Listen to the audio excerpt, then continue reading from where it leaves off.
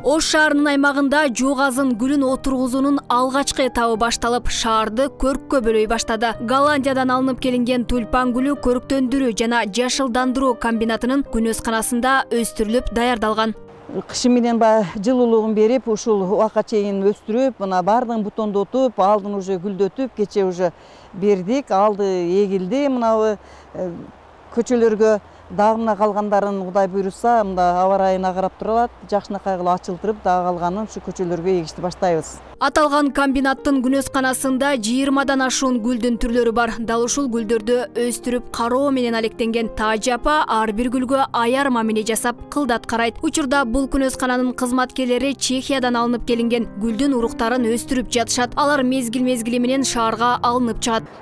Азыркы эгилген жок азын гүлдөр, дагы виола деген гүлдөр өзү эккенбиз уже алдын шаарга.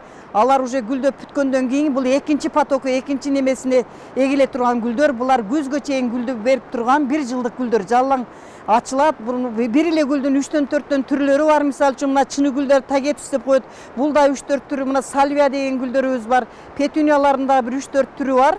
Алар эми мына азыр буйруса мына гүлдөр биринчи поток алынгандан кийин бардыгы шаардын бардык жерлерине эгиле турган гүлдөр. Гүлдөрдүн уруктары көбүнесе чет өлкөдөн алынып келинип өстүрүлөт. Быйылкы жылы шаарга 2 миллиондон ашык гүл отургузуу пландалган. Алардын максаты шаарды кооздукка бөлөп көрктөндүрүү. Бир бөлүктөрү Чехиядан, сырттагы мамлекеттерден алынат. Себеби дегенде алардын урук берүүчү гүлдөр бар да, алардан жылда өстүрөбүз. Аны кайрадан биз уругга алып туруп, теплицада өстүрүп, кийинки жылдары өзүбүз чыгарганга мүмкүн болбогон кээ бир гүлдөрдү гана алабыз. Ал эми калган гүлдөрдүн көпчүлүгүн биз урук берүү мезгилинде уруктарын терип алып, кайрадан эле өзүбүз жылда өзүбүздүн уруктарыбыздан чыгарып турабыз да.